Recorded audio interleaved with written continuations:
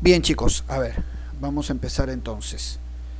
Muchachos, nosotros ya entramos a lo que es los temas de estructura del Estado. Estructura del Estado. Y como vimos en la sesión anterior, la estructura del Estado significa ver lo que corresponde a los poderes del Estado. En la sesión anterior vimos el poder legislativo, muy bien, claro que sí.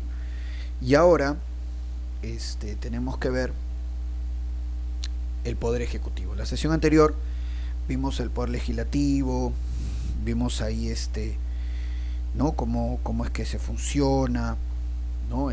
Cómo la gente puede tener una iniciativa legislativa, la población, ¿no? Con el 0,3% de firmas del electorado, proponer, ¿no? Llevar una propuesta de ley a un congresista, el congresista llevarlo al consejo directivo, el consejo directivo es el que dice si vale la pena debatirlo en el pleno, si se aprueba en el pleno, entonces el Congreso manda esa ley al presidente para que la observe. Si no hay observación, se promulga la ley y al día siguiente, que es publicado en el Diario del Peruano, la ley entra en vigencia. No, esa es la ruta, ¿no? La ruta legal que vimos la sesión anterior. Importante en ese aspecto, claro que sí. Vimos también la composición del poder legislativo, así es, la mesa directiva, el consejo directivo, los portavoces, ¿no? De cada grupo parlamentario, y bueno, entonces vimos toda la estructura de dicho poder legislativo. Ahora tenemos que entrar al otro poder, ¿no? ¿Por qué se empezó con el poder legislativo?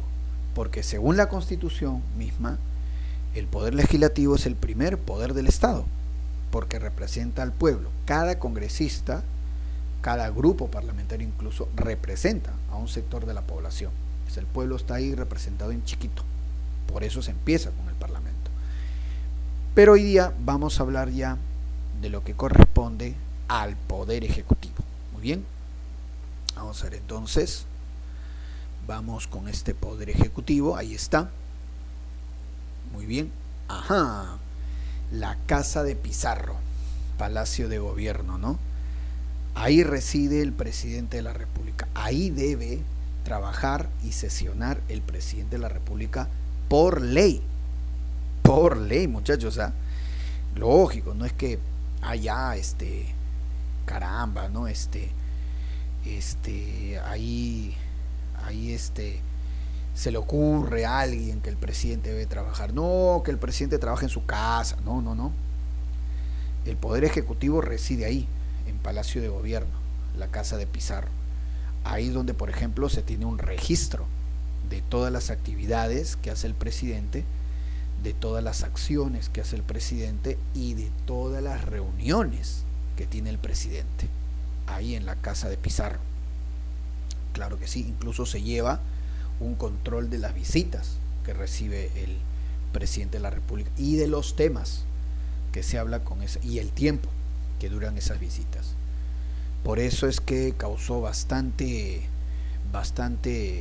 escándalo, ¿no? Podría decirse, cuando se encontró que el presidente, el profesor Pedro Castillo, se reunía en sitios ajenos al Palacio de Gobierno, ¿no? No sé si se acuerdan ustedes que le descubrieron que se reunía en una calle, en un edificio, ¿no? De la calle Zarratea, en Breña, ¿no? Y eso fue todo un escándalo.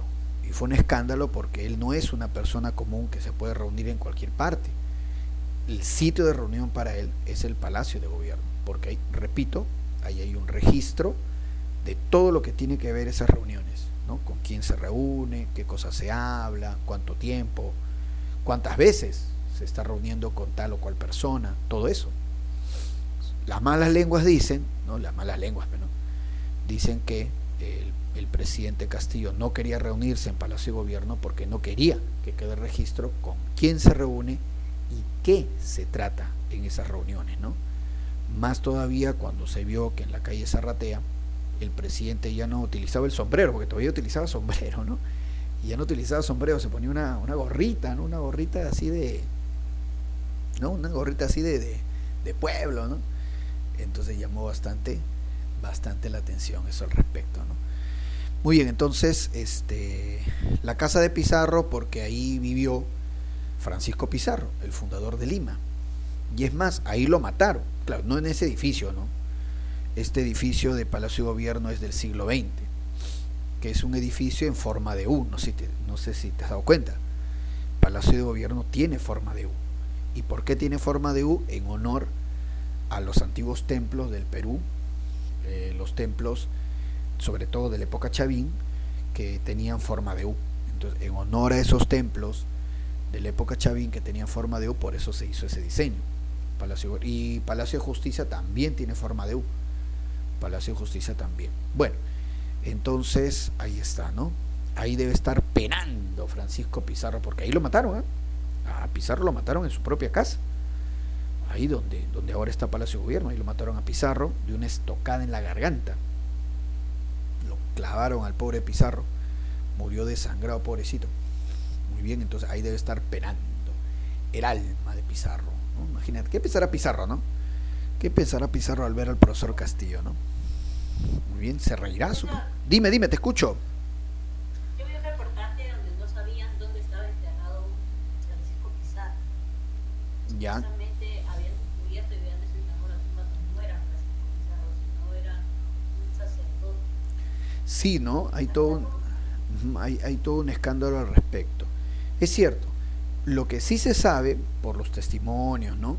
Es que lo mataron ahí, ¿no? Lo mataron ahí en su casa, en una emboscada de los almagristas. Ya Pizarro y Almagro, ellos habían peleado juntos, ¿no? Por la conquista del Tahuantinsuyo, Pizarro y Almagro, y al final, cuando ya tenían todo conquistado, se bronquean entre ellos y se matan entre ellos. El hijo de Almagro, ¿no? Almagro el Mozo, es quien lo mata. Y por eso el nombre de la casa de Pizarro. Muy bien, entonces vamos a ver. Ya conocemos su sede, ahí está. Poder Ejecutivo. El Poder Ejecutivo está encabezado por el Presidente de la República, quien desarrolla las funciones de jefe de Estado. Él simboliza a la nación y representa los intereses permanentes del país. El presidente simboliza a la nación, mis estimados alumnos, ¿ah? Por eso es que siempre se debe tener cuidado de no burlarse de él, porque burlarse del presidente del Perú es burlarse del Perú, aunque a muchos no les cuesta entender eso, pero así, ya, un poquito nomás.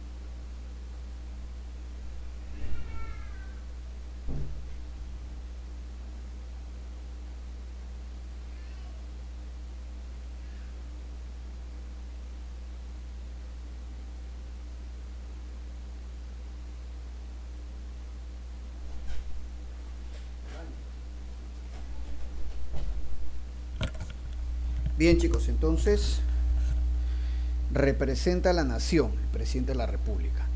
Por eso debe ser tratado con respeto, por favor, ¿eh? Nada de memes, esas cosas.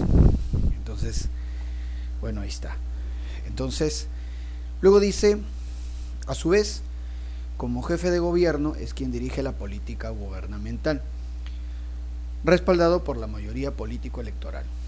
Claro, está conformado por la Presidencia de la República más el Consejo de Ministros.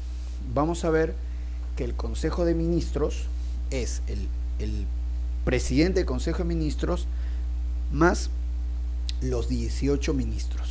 Okay, hasta ahora el Perú tiene 18 ministerios. Son 18 ministros más el presidente del Consejo de Ministros, ¿no? Entonces serían ahí, y más el presidente, serían 20 personas, ¿no? Presidente, el presidente Pedro Castillo, el presidente del Consejo de Ministros, que es el señor ahorita el abuelito Aníbal Torres, más los 18 ministros, 20 personas. Muy bien, así es. Entonces, organismos públicos, descentralizados, proyectos, programas, empresas del Estado. Además están los organismos constitucionalmente autónomos, reguladores. Funciones del Poder Ejecutivo: establece la forma que se cumplirán las leyes, prevé de los recursos económicos, supervisa el cumplimiento de las leyes. Claro, el Poder Ejecutivo es el que ejecuta las leyes, ¿no? Se entiende, porque el Poder Legislativo, el Congreso, elabora las leyes, el Poder Ejecutivo ejecuta, dirige las leyes, y el Poder Judicial sanciona al que no cumpla o transgreda las leyes. Dice, provee los servicios públicos como educación, salud, infraestructura, cuidado del medio ambiente, promueve el desarrollo económico, así es. Garantiza el bienestar de todas las personas que habitan en el territorio peruano, programas sociales de seguridad. La mayoría de sus funciones las debe realizar en coordinación con los gobiernos regionales. Ahí está, ¿no? Mira, ve. Aquí tenemos justamente al presidente, Pedro Castillo, el primer ministro, el abuelito, Aníbal Torres, un abuelito muy renegón, ¿no? Para renegando el abuelito. Muchachito tonto, dice, ¿no? Cuando no le das la razón, muchachito tonto, dice, ¿no? Admira a Hitler, ¿no? Bueno, yo no sé qué hace el tío admirando a Hitler, ¿no? Y los 18 ministros, ahí está. Muy bien. Ahí está la organización, perfecto. Presidente de la República, ¿ves? El presidente de la República es el jefe del Estado, personifica a la nación. Sus atribuciones y funciones están establecidas en la Constitución. El mandato presidencial es de 5 años sin que exista reelección inmediata. Sí, lo curioso es que en la Constitución actual, la de 1993, hasta ahora por lo menos, ¿no? Inicialmente sí se permitía.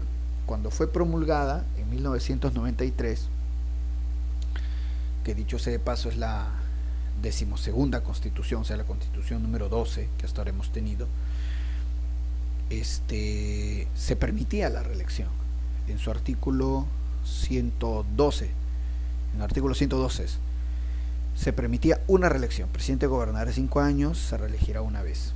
Pero como hubo este problema con el presidente Fujimori, que se reeligió, de ahí se volvió a reelegir, ¿no? Entonces ya cuando cae Fujimori y entra a gobernar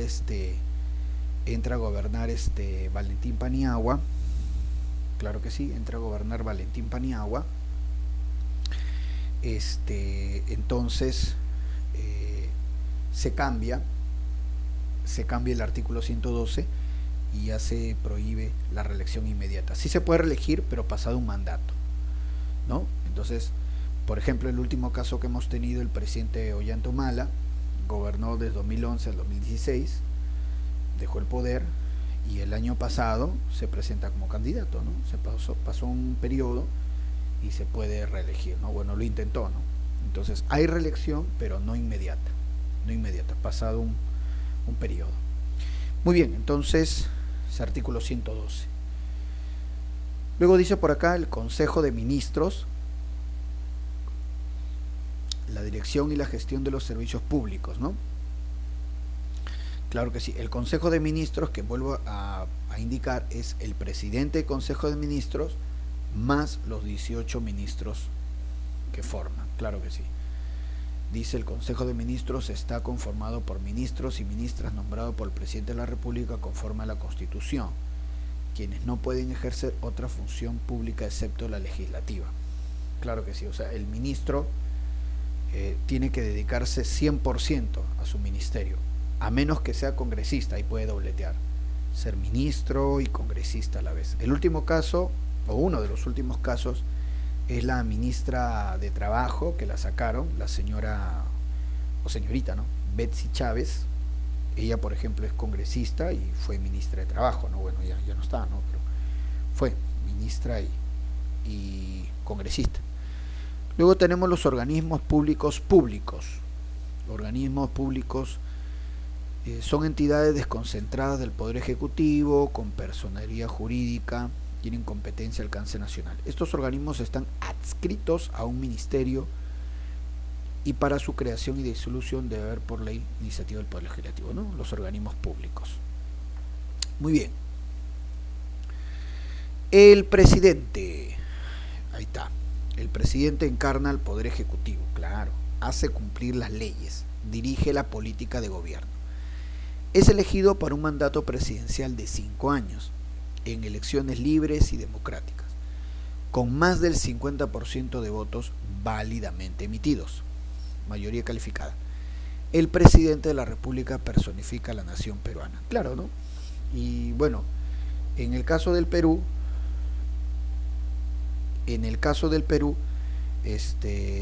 se dan las elecciones y nosotros en el Perú ya desde hace varias décadas, hasta ahora por lo menos, tenemos el mecanismo de la segunda vuelta, o llamado también balotage, que es una idea que inicialmente aparece en Francia. ¿Qué es eso? Se dan las elecciones, muy bien, y los dos candidatos que queden primero pasan una segunda vuelta, a menos que uno de los candidatos gane por más del 50%, cosa que solamente una vez ha pasado, que fue la reelección de Alberto Fujimori en 1995. Ahí Fujimori sacó como 64%, una barbaridad. Entonces ahí sí, claro, algunos dijeron que de repente había un poco de fraude, ¿no? Pero así hubiera habido un fraude, o sea, así le quites 10 puntos, ya vamos a quitarle 10 puntos, ¿no? Ya, un fraude, le quitamos 10 puntos, queden 54, igual es una barbaridad, fue un aluvión de votos. Y entonces Fujimori fue reelegido el año 95 con 64%. Es el único caso, ¿eh? De ahí nadie más ha logrado pasar el 50%, o sea, nadie más ha ganado en primera vuelta, nadie más, en todas las décadas que está vigente este mecanismo del balotaje. Y entonces lo común es que los dos primeros candidatos pasen a una segunda vuelta y ahí se elija al presidente, ¿no? Tiene sus pros y sus contras. Sus pros es que, bueno, supuestamente el presidente elegido va a tener una gran mayoría de la gente lo está respaldando, ¿no? Es de los pros, ¿no? Los contras es que en la segunda vuelta el Perú, el país se polariza mucho, se polariza demasiado, y entonces puede haber una elección en donde el ganador gane con tan poco que los perdedores no acepten esa derrota, y como está polarizada, ¿no?, un poco violenta la cosa, entonces el presidente asuma con el rechazo de la mitad de la gente, ¿no? La idea es que lo respalde bastante, pero al ser tan ajustado el triunfo puede hacer que la mitad que ha perdido simplemente no lo acepte, y entonces sería una situación pues que en vez de reforzar al presidente más bien lo debilite. Y es un... Dime, te escucho. En lo que acaba de pasar de las elecciones presidenciales, justamente se habla de un fraude. Ya. Sí, bueno, en realidad en todas las elecciones siempre ha habido, ¿no?, denuncias, porque hay que entender que hay diferentes tipos de fraude, ¿no? ¿A qué me refiero? Por ejemplo, el año 2000, por ejemplo, cuando Fujimori se reeligió y ahí se observó que hubo un fraude, es porque desde las mismas autoridades, ¿no?, que organizaban la elección hicieron ese fraude, ¿no? El jefe de la OMPE, en complicidad con el jefe del Jurado Nacional de Elecciones, o sea, todo el mundo se prestó desde el Estado para hacer el fraude. Por eso es que fue evidente el año 2000, ¿no?, que fue la segunda reelección de Fujimori. Ese es un tipo de fraude, pero también, por ejemplo, otro tipo de fraude es, por ejemplo, que algunos grupos, algunos quizá, ¿no?, movimientos políticos en las zonas alejadas del Perú, de una u otra manera alteren las cifras o alteren los votos, que también puede darse, ¿no? Podemos tener organizaciones que se van a los distintos lugares alejados del Perú y ahí inflan las cifras. Muy bien, entonces ese es otro tipo de fraude, ¿no? Menos menos organizado, pero igual. Entonces hay diferentes tipos de fraude. El problema es que en las últimas dos elecciones, si nos damos cuenta, el ganador ha ganado con tan poco, ¿no? Por ejemplo, en el 2016, Pedro Pablo Kuczynski creo que le gana por menos de medio punto, ¿no? Creo que 50.000 votos nomás a la señora Fujimori. Ya. Y bueno, en ese momento no se habló de fraude, o sea, fueron por ahí a alguien, ¿no? Pero el triunfo de Pedro Pablo Kuczynski no se objetó, ¿no? Normal, gobernó. O gobernó mal, ¿no? Bueno, en esta última elección, que ha sido bastante polarizada, y donde la diferencia, el triunfo del profesor Castillo sobre la señora Fujimori fue menos todavía que el 2016, creo que 40.000 votos. Entonces ahí sí, y ha habido bastante denuncia de fraude, porque la diferencia es tan mínima que aún haciendo, aún alterando quizá algunas mesas de sufragio, tú puedes sacar esos 40.000 votos. Entonces ese es el problema. Entonces, justamente lo que yo les indicaba, ¿no? La idea de la segunda vuelta es tener un ganador claro, tener un ganador donde gran parte de la población lo apoye. Y eso estuvo sucediendo. Hasta antes del 2016 ocurría eso. El ganador le sacaba 2, 3, 4, 5 puntos al segundo. Y pues no, ¿quién va a cuestionar eso? Por más fraude que quiera decirse, nada, es el ganador, pues no. Pero si ahora las elecciones van a ser así, que el ganador solamente le lleve 50.000 votos, 40, que es menos, o sea, el 0,3%, creo, una cosa, o sea, algo ínfimo, lastimosamente siempre va a haber gente, y como las elecciones son polarizadas, o sea, más que discutir, porque la idea de una elección es que la gente discuta, debata, ¿no? Confronte ideas, con respeto, ¿no? Entonces, ¿no? Construyamos consensos, ¿no? Como una clase que vimos, ¿no? Que construir consensos, ¿no? Entendernos, ¿no? Pero en el Perú no pasa eso, pues en el Perú más bien es bronca. Entonces, y cada vez es más visible eso, ¿no? Entonces la gente más bien se pelea. Entonces, si vamos a tener elecciones tan polarizadas, donde la gente, ¿no? Está dispuesta a pelearse y con una diferencia tan chiquita, entonces siempre el que pierda va a alegar fraude y va a haber gente que le cree, o de repente ha habido, porque la diferencia es tan chiquita que aun haciendo, alterando quizá algunas actas por aquí y por allá, podría sacar esa diferencia. Entonces ya la situación se complica, quizá debería verse la manera un poquito de cambiar esto para no repetir, porque si en cada elección va a ocurrir esto, entonces imagínate, ¿no? O sea, vamos a tener, en vez de tener, luego de la elección, en vez de tener tranquilidad, vamos a tener más inestabilidad, que ese no es el objetivo. Bueno, entonces ahí está, ya, el 50% de los votos, así era. Muy bien, vamos entonces con las funciones.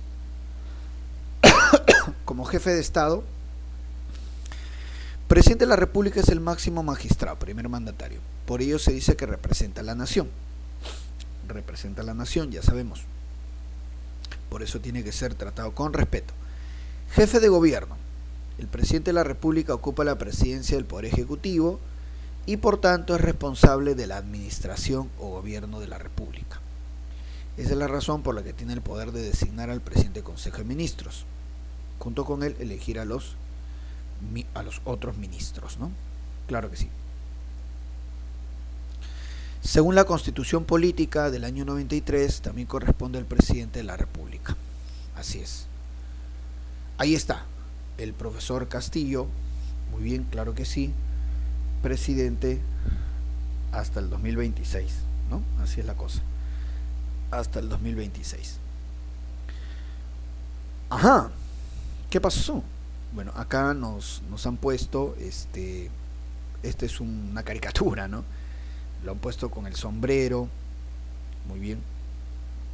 Alessandro dice, profe, condenados hasta el 2000, pero ¿qué vamos a hacer, Alessandro? La gente eligió, la gente lo ha elegido, así, la gente que dará esto, provecho, la gente lo ha elegido, ¿qué se va a hacer? Bueno, mira, acá le han puesto dígame.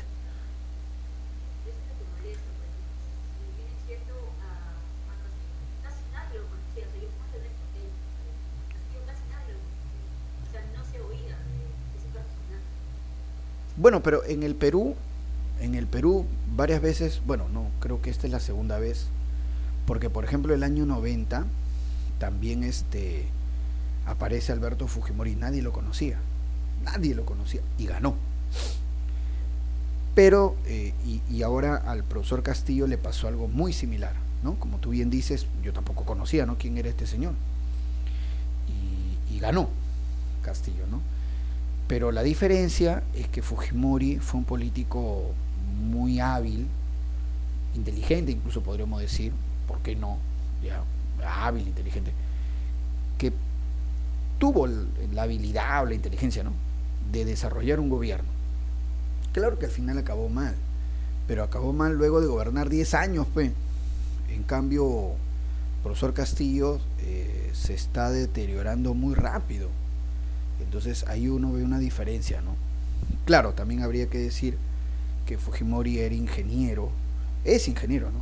Ingeniero de la Universidad Agraria, o sea, fue un hombre más preparado, es la verdad.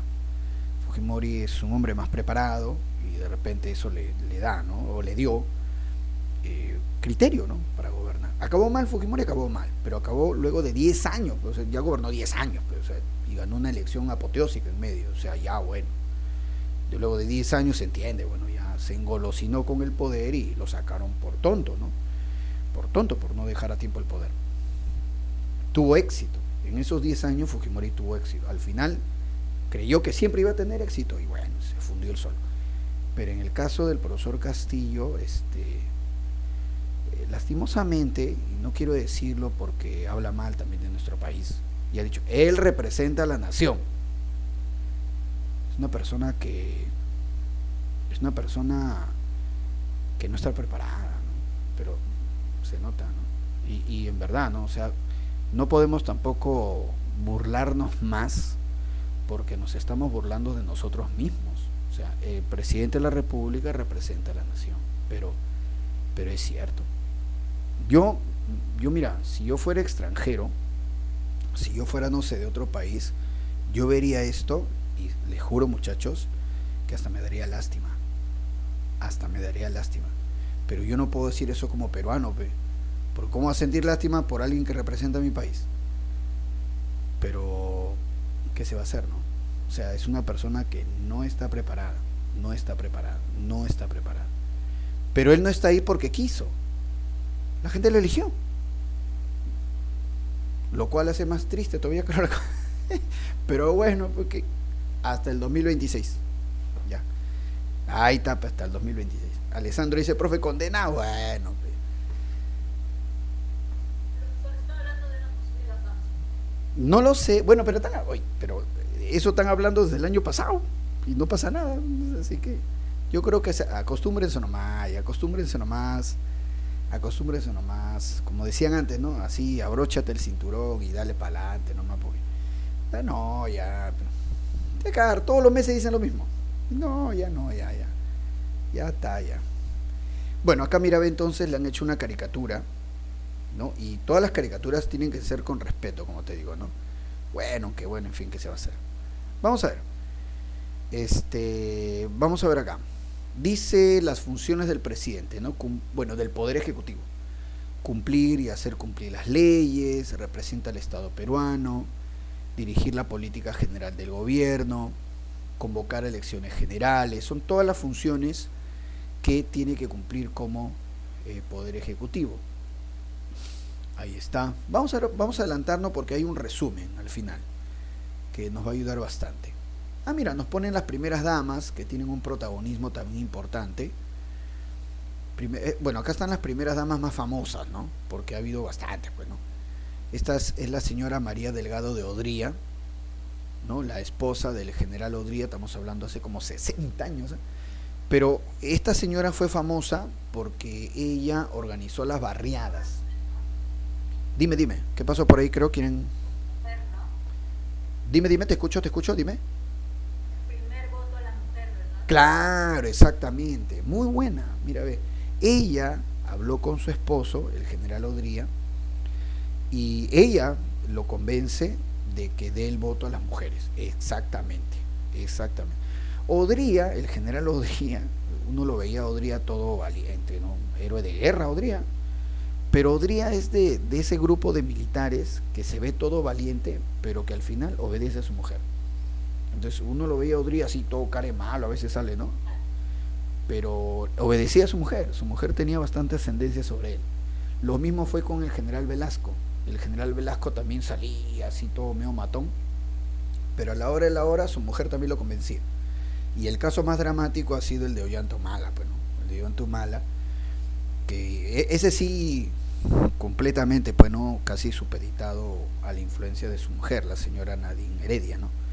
Pero estos militares, uno piensa un militar, no así, y nada, muchos de estos militares peruanos al final les manda a su mujer. Entonces María Delgado, por ejemplo, ella le pidió y el general Odría accede a dar el voto a las mujeres, por supuesto, ese es su mérito de ella. Luego, por ejemplo, tengo Violeta Correa. Violeta Correa fue esposa de Fernando Belaúnde, es su segunda esposa. Ella inicialmente era su secretaria, Belaúnde era casado.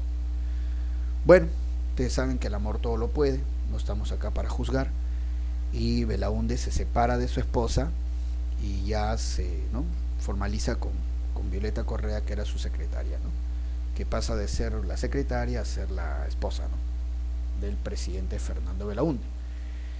Luego tengo acá a Susana Iguchi, ¿no?, la esposa de Alberto Fujimori, pero por ejemplo el caso de Fujimori y su esposa Susana Iguchi es un caso bien dramático, porque ella se separa estando en el poder. Fujimori, Iguchi se separa, incluso ella denunció que sufrió algunos maltratos por parte de su esposo, ¿no? Bueno, ella era una mujer un poco inestable, porque ella primero denunciaba que sufría maltrato, luego decía que no, o sea, medio que se arrepentía, no, parece que tenía un carácter un poquito inestable, ¿no? Pero de todas maneras debió haber sido muy difícil para ella separarse, ¿no?, de Alberto Fujimori. Susana Iguchi, ella incluso denunció algunos casos de corrupción en los que estaba involucrado su esposo. Elian Carr, esta sí es brava. Elian Carr, pero ella, Elian Carr era una mujer que a veces le caía antipático a la gente, porque generalmente las primeras damas de una u otra manera caen bien a la población, o a un sector, ¿no? Pero en el caso de Elian Carr era una mujer que caía antipática, porque ella de una u otra manera quería influenciar sobre el presidente Toledo, tenía expresiones a veces tontas, a veces se ponía a hablar de los pituquitos, o sea, nadie le pedía opinión y ella hablaba de los pituquitos, de no sé qué cosa. Entonces, poco desubicada la mujer, Elian Carr. La acusaron de llevarse momias también a ella, es que era muy figuretti.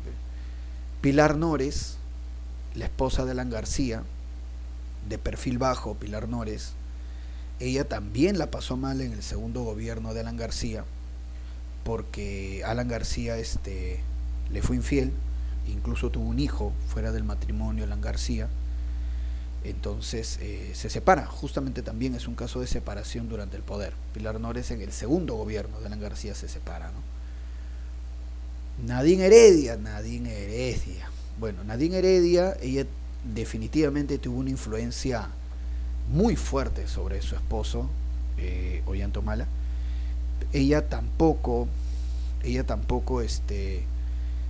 se dio cuenta hasta cierto punto el daño que le hacía, porque le quitaba autoridad.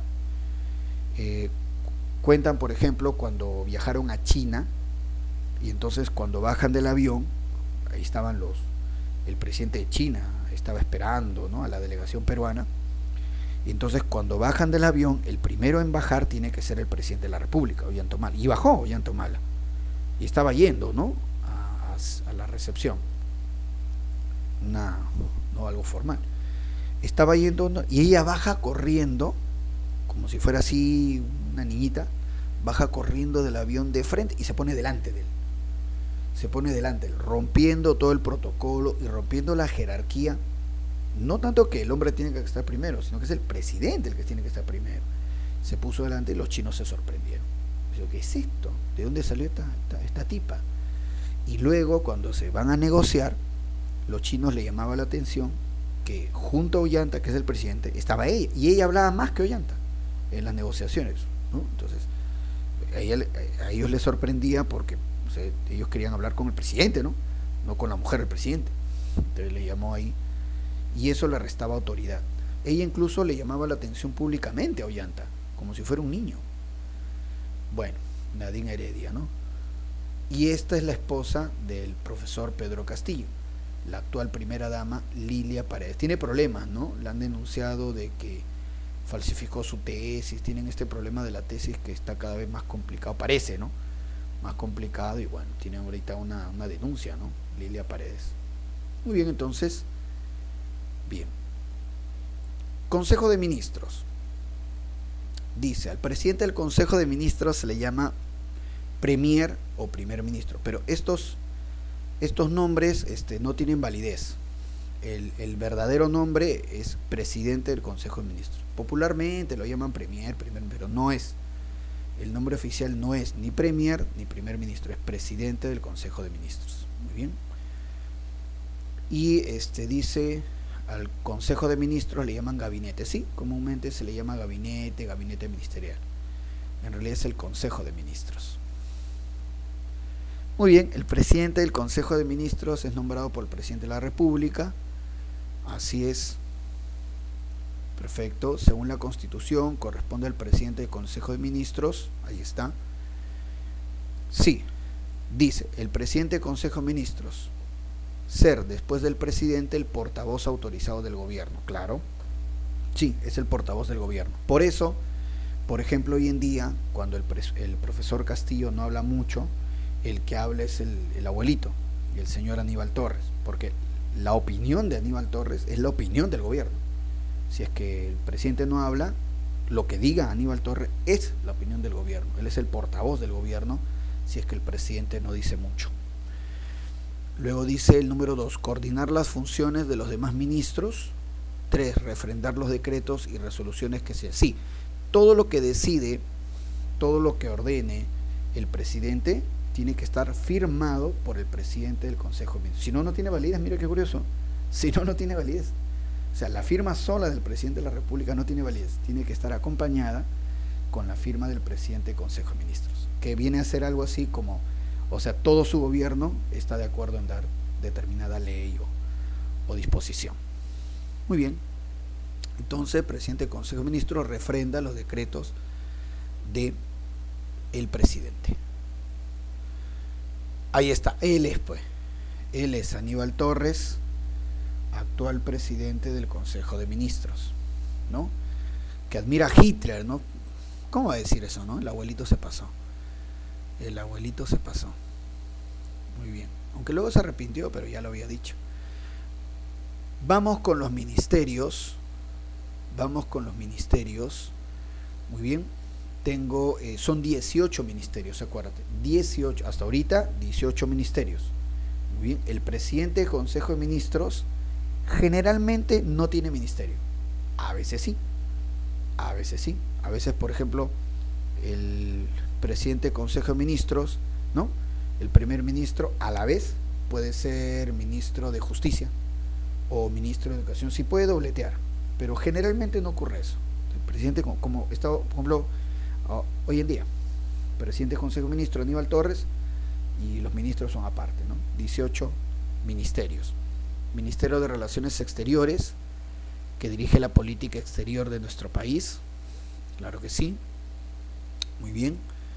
Ministerio del Interior, que se encarga de todo lo que es el orden interno, la seguridad interna, la Policía Nacional del Perú. Ahí está. El Ministerio de Justicia, todo lo que tiene que ver relacionado, muy bien, el Ministerio de Justicia y Derechos Humanos, es su nombre completo, ¿no? Todo lo que tiene que ver con la sanción y casos, juicios que tenga el Estado. El Ministerio de Economía y Finanzas, que tiene que ver con la política de tributación y todo lo que es el marco legal económico de nuestro país. el Ministerio de Educación, que se encarga de las políticas de educación a nivel nacional, así es, el Ministerio de la Mujer y Poblaciones Vulnerables, muy bien, Ministerio de la Mujer que fue creado por Alberto Fujimori, Fujimori que era el Ministerio de la Mujer, el Ministerio de Salud, el MINSA, ahí está, el Ministerio de Trabajo y Promoción del Empleo, muy bien, el Ministerio de Agricultura y Riego, MINAGRI, todo lo que tiene que ver con la agricultura, todo lo que tiene que ver con inversión en el campo, el Ministerio de Vivienda y Construcción, el Ministerio de Energía y Minas, muy bien, el Ministerio de Transportes y Comunicaciones, ahí está, el Ministerio de Defensa, que tiene que ver, el Ministerio de Defensa es el que de una u otra manera es el intermediario entre el Poder Ejecutivo y las Fuerzas Armadas. Sí, es intermediario entre el Poder Ejecutivo y las Fuerzas Armadas. El Ministerio de Comercio Exterior y Turismo, el Ministerio de la Producción, y como dice, mira, adicionalmente hay 3 nuevos ministerios que se han creado en los últimos gobiernos, en los de Alan García, segundo mandato, y Ollanta Humala. Es cierto, en el gobierno de Alan García se crearon, muy bien, se crearon el Ministerio del Ambiente, esto lo crea Alan García, para todo lo que es regular y disminuir la contaminación ambiental, Ministerio del Ambiente, Ministerio de Cultura, estos 2 lo crea Alan García, y en el gobierno de Ollanta Humala se crea el Ministerio de Inclusión Social, de Desarrollo e Inclusión Social. Ahí está, muy bien, por supuesto. Vamos a ver, este es como un resumen. Vamos a ver acá. Dice, Presidente de la República, desarrolla la política de Estado, hace cumplir las leyes, reside en la casa de Pizarro, sin reelección inmediata, ¿es cierto? No hay reelección inmediata. Consejo de Ministros. Profe, ¿por qué está acá el Consejo de Ministros? Porque el Poder Ejecutivo es el Presidente de la República y el Consejo de Ministros. Ambos son el Poder Ejecutivo. Consejo de Ministros, integrado por el Presidente del Consejo de Ministros, Aníbal Torres, 18 ministerios o carteras que están a su cargo las entidades públicas. Cuando las entidades públicas son centralizadas es porque dependen de cada ministerio. Y cuando las entidades públicas son descentralizadas es porque depende directamente del presidente del Consejo de Ministros. Bien, así es. Por supuesto. Muy bien. Entonces, requisitos para ser presidente de la República en el Perú. Ahí está. Peruano de nacimiento. Mira, no por opción y no por naturalización, porque tú sabes que por opción es cuando te casas, ¿no? Imagínate, ¿no? Te casas ahorita con una venezolana, ¿no? Entonces, como te casas con la venezolana va a ser peruana. Estás casado con ella, estás casado con un peruano, ella va a ser peruana. Entonces, ¿ella podría ser candidata a la presidencia? No, porque ella está siendo peruana por opción. No, tiene que ser de nacimiento. De nacimiento. Tampoco por naturalización. Recuerda que naturalización es cuando un extranjero está más de 2 años en el país, y como está más de 2 años, bueno, ¿no? Entonces ya pues tiene acceso a la nacionalidad, pero tampoco. Otra vez, imaginemos que un colombiano está más de 2 años trabajando, todo que bien, ya obtiene su nacionalidad por naturalización. Profe, ¿puede ser candidato? No, porque ahí dice de nacimiento. Así es. Luego dice, tiene que, para ser candidato a ser presidente, ¿no?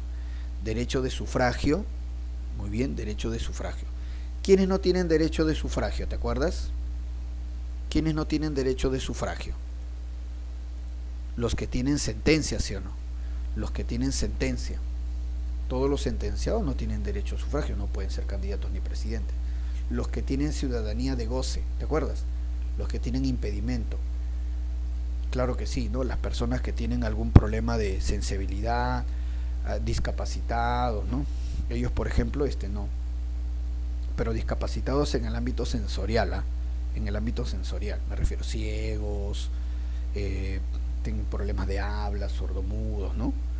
Que les cueste interactuar, entonces ellos también en la ciudadanía de goce también, te acuerdas, están los pródigos, los ludópatas, los toxicómanos, todo eso son ciudadanías de goce, y ellos no podrían ser ni candidatos ni presidente. Muy bien, así es. Tener más de 35 años, exacto. Recuerda que, lo vimos la sesión anterior, para ser parlamentario solamente son 25, pero para ser presidente son 35 años. Y bueno, ser el más votado en la segunda vuelta, o más del 50% en primera vuelta, ¿no? Inicia su mandato el 28 de julio por 5 años. Ajá, ahí está. Vacancia, ya. ¿En qué momento hablamos de una vacancia? Justamente en la Constitución está. Muy bien, en caso de muerte, claro, porque si el presidente se muere queda vacante el cargo, ¿no? Lógico. Incapacidad física y moral. ¿Qué significa incapacidad física? Una enfermedad. Imagínate que al presidente le dé el COVID, tuberculosis, y a la vez se le detecte una anomalía de epilepsia. No, pues no puede, ¿no? Incapacitado físico. Incapacidad moral sí es más gaseoso, ¿no? Porque eso lo va a definir el Congreso. El Congreso es el que finalmente va a ejercer si da la vacancia o no.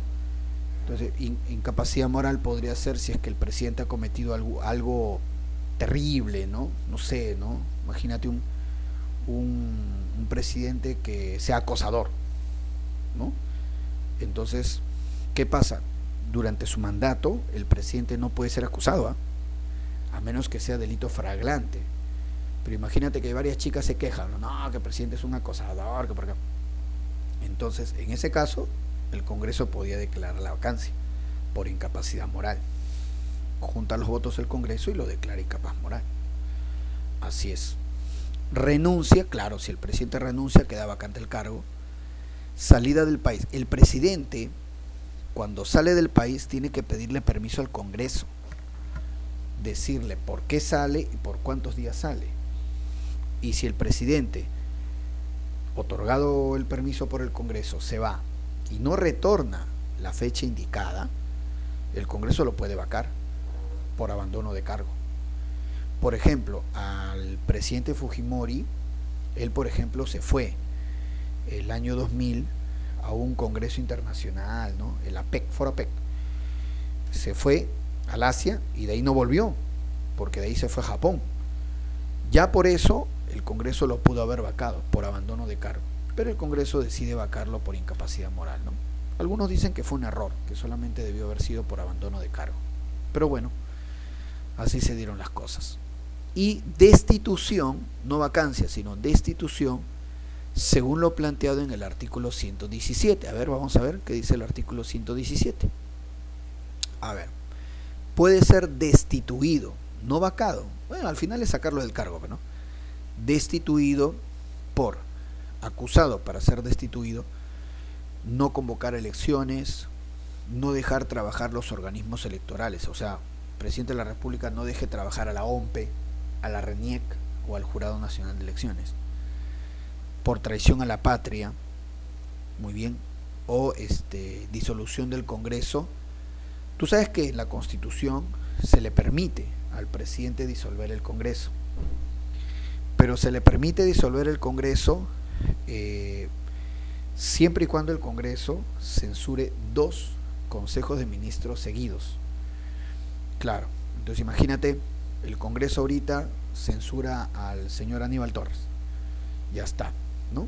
Presidente del Consejo de Ministros. El profesor Castillo nombra a otro presidente del Consejo de Ministros. El Congreso también destituye a ese presidente del Consejo de Ministros. Como serían 2 destituciones seguidas de Consejo de Ministros, el presidente podría disolver el Congreso. Así es. pero no lo puede hacer ni el primer año ni el último año. Ni el primer año ni el último año. Muy bien, no lo puede hacer. Bueno, entonces, pero si el presidente disuelve el Congreso, así de buenas a primeras, ¿no? O sea, que amanece y dice, no, cierren el Congreso. No, eso no está permitido. Ahí podría ser acusado y destituido. Muy bien, ahí está entonces, ¿no? Suspensión. ¿En qué caso se le puede suspender? El Congreso lo puede suspender al presidente por incapacidad temporal, de repente enfermedad, por un proceso judicial anterior, y en tal caso, si es suspendido, ¿quién lo reemplaza? El primer vicepresidente o segundo vicepresidente. Si no es así, el presidente del Congreso. Muy bien, claro que sí. Muy bien, entonces tengo por acá el Consejo de Ministros, refrenda actos del presidente. Ya te he dicho, todo lo que el presidente firma lo tiene que firmar también el presidente del Consejo de Ministros. ¿El presidente del Consejo de Ministros es el portavoz del gobierno? Sí.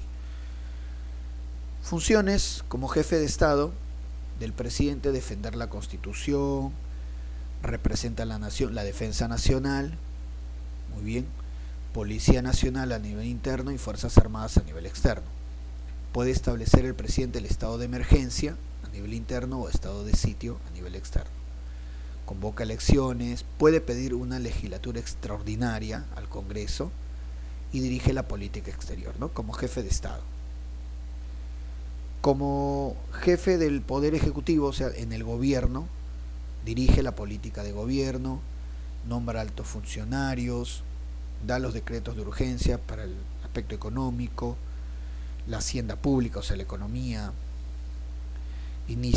Tiene iniciativa legislativa el presidente. Claro, el presidente puede presentar un proyecto de ley o puede observar una ley del Congreso, puede dar decretos legislativos solicitando facultades al Congreso. Así es. Y finalmente, las gracias presidenciales. ¿Qué es esto? Por ejemplo, el presidente, recuerda por ejemplo la sesión anterior que yo te había dicho que el Congreso da la amnistía. Y yo te dije que la amnistía es el perdón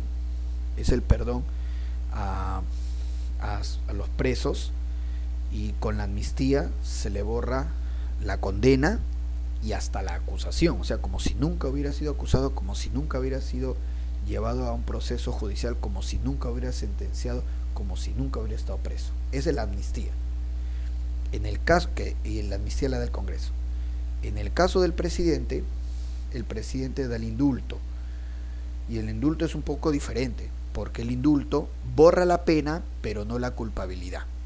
Por ejemplo, cuando el presidente Pedro Pablo Kuczynski indulta a Alberto Fujimori, ¿no? Quiere decir que Alberto Fujimori sale de su prisión, sale libre, pero eso no significa que sea inocente. O sea, la sentencia sigue ahí por sus delitos que ha cometido, qué sé yo, sigue ahí. Lo único que hace es perdonarle la pena. ¿Sabes qué? Ahora estás libre. Pero cuidado, ahí está la sentencia, tú eres culpable, yo no te estoy declarando inocente, simplemente estoy cambiando la pena. Entonces, borra la pena, pero no la culpabilidad. El indulto puede ser por un delito común, muy bien, puede ser humanitario, que fue el caso de Fujimori, que ya está un hombre mayor y enfermo, puede ser político también, ¿no? Luego dice por acá, puede conmutar penas, ¿ya? Por ejemplo, ¿no? Cambiar la pena, por ejemplo, que por ejemplo un preso, ¿no? Ya no esté en el penal, sino por ejemplo vaya a su casa, cumpla su condena, pero en su casa, con todas las comodidades, ¿no? En su casa, bien atendido, bien alimentado, ahí, ¿no? Cómodo, ¿no? Le puede conmutar la pena, no en el penal, sino en su casa. Eso también puede ser el presidente. Y el derecho de gracia, que es el perdón a procesos judiciales pendientes. Por ejemplo, ¿no? Imaginemos, ¿no? Ya que está de moda el multiverso, imagínate que de repente el profesor Castillo indulte otra vez a Fujimori. Vamos a poner, ¿no? Es multiverso, pero el profesor Castillo indulte a Fujimori. Lo indulte y diga que salga libre Fujimori, ya. Pero resulta que Fujimori tiene otro juicio. Entonces de repente lo va a indultar, pero de acá a unos meses sale una sentencia y otra vez va a volver a la cárcel. Entonces ahí viene el derecho de gracia. El derecho de gracia significa que todo juicio que se le haya abierto a Fujimori quede invalidado. Fujimori indultado, y para que no vuelvas a la cárcel, el derecho de gracia quiere decir que el nuevo juicio que te estaban haciendo, no pasa nada. Queda anulado ese juicio. Sal libre. Ese es el derecho de gracia. Perdón a procesos judiciales pendientes. Muy bien. Bien, chicos, vamos a llegar entonces hasta acá. Muy bien. Ya no hay tiempo para más. Por favor recuerden solucionar los cuestionarios. Ahí está en la plataforma. Solucionen por favor los cuestionarios tanto de Historia Universal como de Cívica, muchachos, ¿ya? Para lo que son las notas. Nos vemos, chicos, cuídense bastante, ¿eh? Nos vemos, chao, chao.